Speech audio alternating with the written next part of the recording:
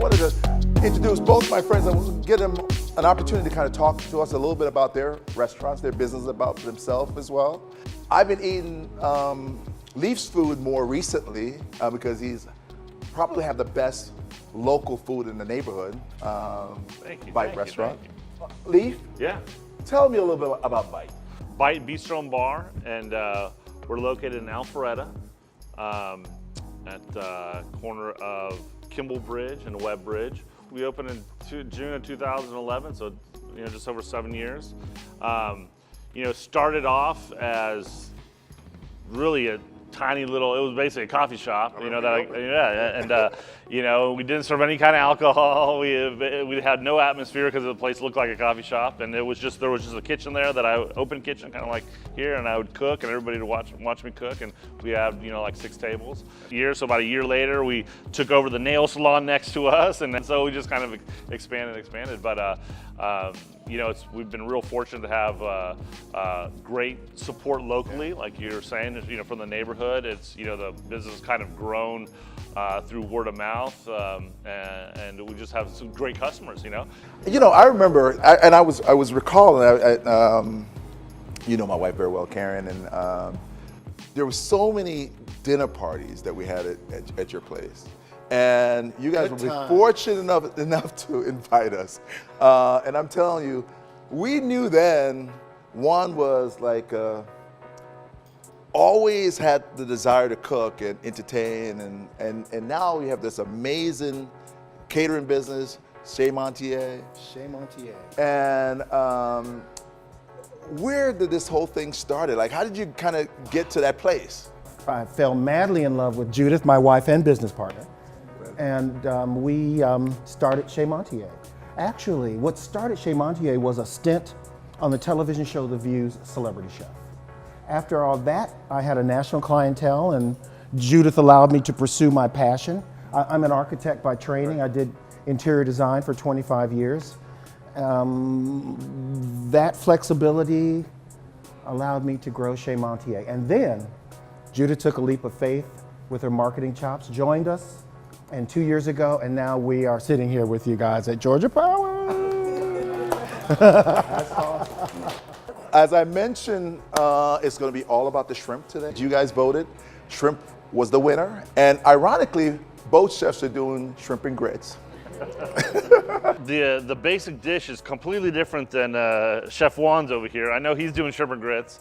I'm doing smoked chicken, shrimp and grits. Use some really nice stone ground yellow grits, smoke the chicken on it, have one of those big green eggs, out back, and use some beautiful Georgia shrimp. I like to describe my dish as being from California. It's a shrimp and grits dish that started in Georgia and took a little trip through LA.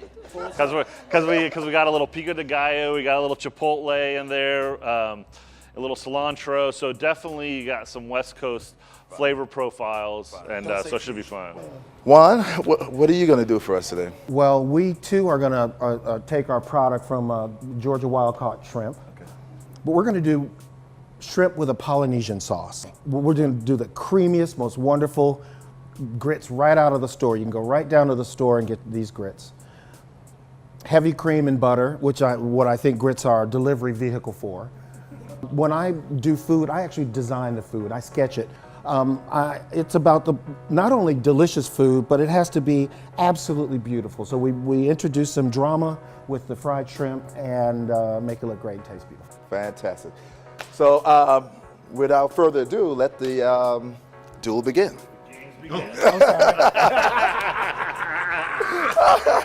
All right. All right. Grits is something that absorbs water. If you absorb plain water, you're going to have plain grits. So I like to flavor the water, and we flavor the water with, of course, salt in copious amounts. This is actually dried garlic.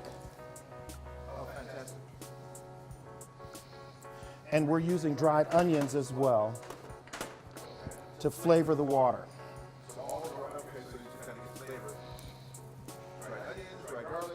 And of course, as Julia Childs would say, a little bit of butter.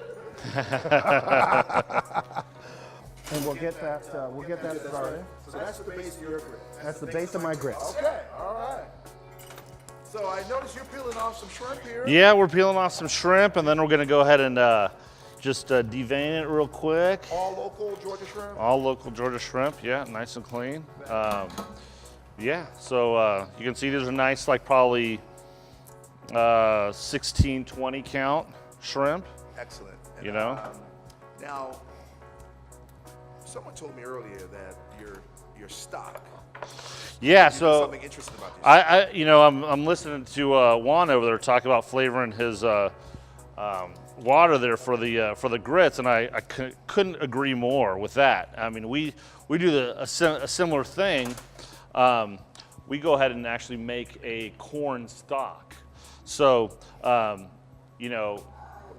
Chef Juan's right on point as far as grits being a delivery vehicle for butter and cream.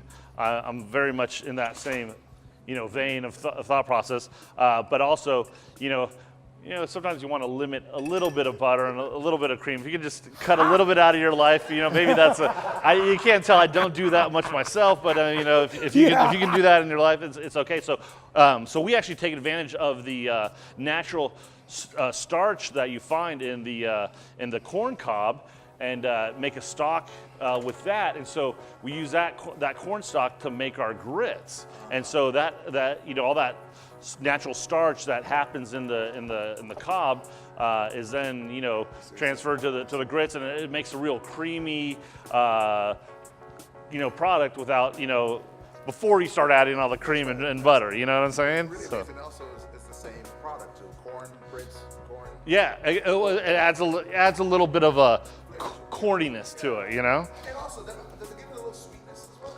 Yeah, definitely. Yeah, because whenever you, if you ever cut, corn kernels off the cob, you get all that white milkiness. That's all starch. Yeah. So you don't want to go ahead and use goodness. it. It's all goodness. That's all goodness. Yeah. Exactly. One, what I find to be interesting is that you're allergic to shrimp. I am allergic to shrimp. But I have an amazing tester who I trust impeccably. And I also have a whole neighborhood of friends that have signed up to be testers as well. So in other words, shrimp is never off the menu, even though you're allergic to it. So is it shrimp, scallops, and or just all Shellfish, shrimp, shellfish. scallops, crab, lobster, everything. All the fun stuff. But the thing is that on The View, I actually won for my crab cake. Imagine that. I tortured her with all the samples. It was horrible for her. So tell me some of the celebrities you've actually cooked for. Wow. Well, one of the most prominent ones that everyone's familiar with is Diana Ross. No. Wife worked No. for Diana Ross for a bunch of years. You catered to Diana Ross? I was out in Malibu in the colony cooking for Miss Ross, giving her a little taste. Man. She was at my beck and call. Is that right? Yeah, it's amazing the power of shrimp, and it's just amazing. How was she to deal with? People say that she is difficult, and I asked her about that because she was wonderful to me. You actually asked her. I asked her. Yeah. She said, Juan, I'm not difficult. I just want it the way I want it. That's right. And I figured, well, you're making a decent amount every month. You could probably have it the way you want it, right? Well, I appreciate that. That's amazing. So, Leif, Yes, sir. tell Yeah. us about the catering part of your business as well, because you do a lot of catering. Yeah, we do. We actually started as a catering business. I told you I moved here 10 years ago, right up the road here on North Shallowford, and I started a catering business out of my little kitchen there in the apartment. And it really found the Bite location. I was looking for a catering kitchen. I So was the like, I wasn't catering even business was the inspiration to Bite? Exactly. Yeah, I wasn't even, looking for a restaurant at the time. I was looking for, like I said, a kitchen that I could do catering out of. Right. And I came across this space, and it kind of has a dining room. I got to be here anyway. Let's open for lunch, And so lunch turned into dinner Thursday, Friday, Saturday, and then it turned into A restaurant. a restaurant. Cool. Yeah. An amazing one at that. Thank you. Yeah, an amazing one at that. Juan, architecture. I see. Do you always like? How does you start composing the dish? You compose it in your head first, or you compose it on paper first? Or? Once we decide the parameters of the Okay. dish, I design it. The way I communicate is I draw when I talk. So it evolved into this. I knew I wanted drama in the shrimp. I knew we had grits that were involved. I knew that I wanted to put enough shrimp on the plate to make everybody happy. Although I do believe this one's pretty good. Make everybody happy. And I started sketching originally to communicate to my catering team exactly how the food is supposed to look. Right. Why? Because your eyes eat before your mouth does. And the food is supposed to be as beautiful as it is delicious. And my clients caught wind of it.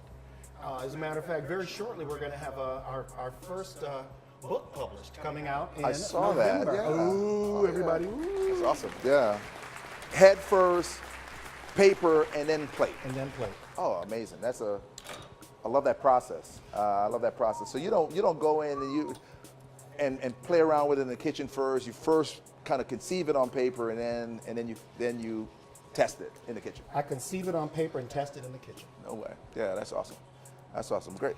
So, Leif, Yes, sir. which night is like the happening night if I want to come to bite on You a know, given day? I tell you What's what, that? you know, everybody is all about Friday and Saturday nights, right?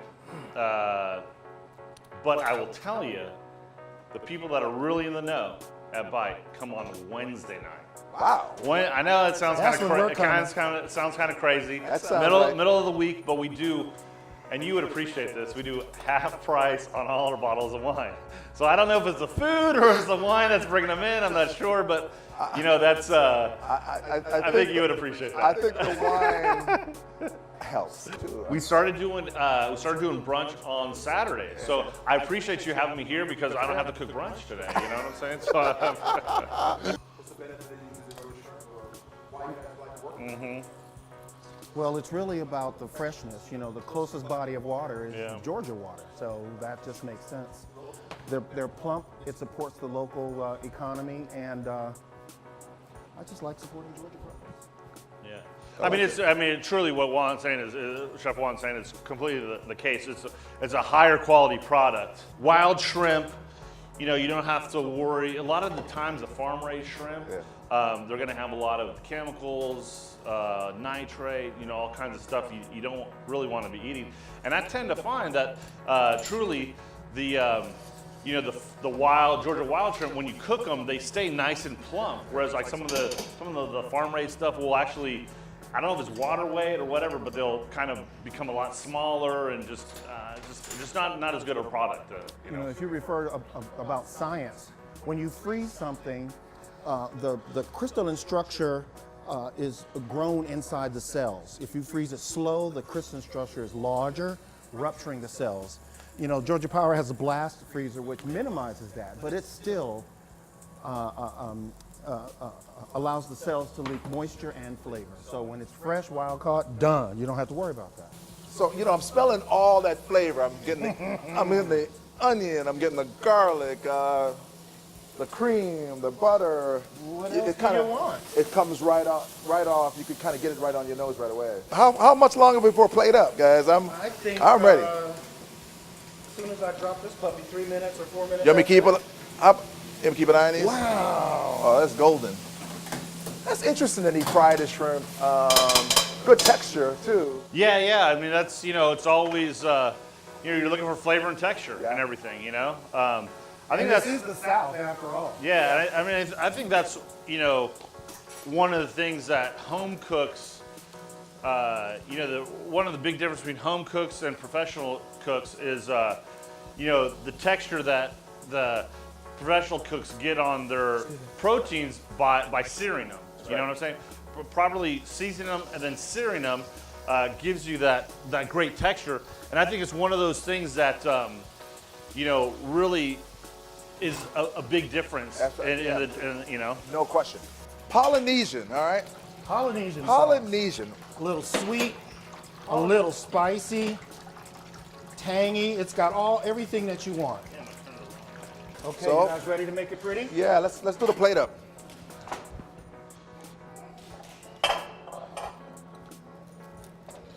So I noticed you gonna put it out? Okay, that's fine. Fantastic. So that comes this up. one in. Okay. And let's plate this puppy. So you only use the white. You're not using the yolk for any purpose. I save the yolk and add it to my omelets a little later. Oh, nice. So tell me, what's in the sauce? Thai chilies, pineapple, mango, cilantro, tons of garlic, tons of onion, vinegar. So that's where the acidity is coming. That's where the acidity is coming. Some The acid there. most important, the very important acidity. Oh, nice. So I see how that's coming up. So that's you got a little vessel there. Just kind of put it on, Yep. and then that goes on top. And that funds as an anchor. Voila. And then you garnish it And with. then we put a few of these around it. Oh my goodness, that's just It's called gilding the lily. that's the shrimp killing me. So when you design things, you're supposed to put them in odd numbers, 1, 3, 5, 7, not even numbers. It's part of my design school background. When you put an even number, people see symmetry and balance, and they automatically anticipate asymmetry and imbalance. So if you start off imbalance-wise, you got it in. All right. So the touch here is to just some scallions, some green onions on top. Chives. As a matter of fact, if you look at the sketch, you'll see that this is part of an architectural component that goes through the shrimp and around the product. Nice. Very nice. And one last thing. So I see, Leif, you're doing. One of the things I noticed right away, your grits is corny, like not corny, but Not in a funny way, but a kind of Not a ha-ha way. in a very lots of corn. It's loaded with corn. I mean, it's actually quite noticeable. Yeah. So that's that cornstarch. Oh. And you see, I mean, it's Flavorful too. super creamy. Yeah. It's almost like a cream corn with grits, in a sense. Bingo. It's beautiful. Yeah. Yeah, Yep. I get mine that color, but I use just butter.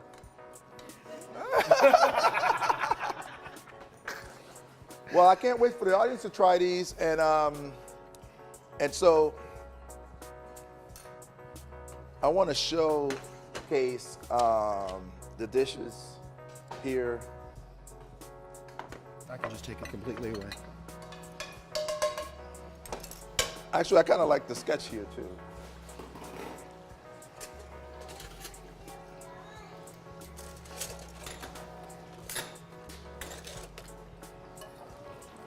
Fun, fun, fun. Sorry. Love the renditions here. Yeah. All right, so Georgia shrimp done two ways.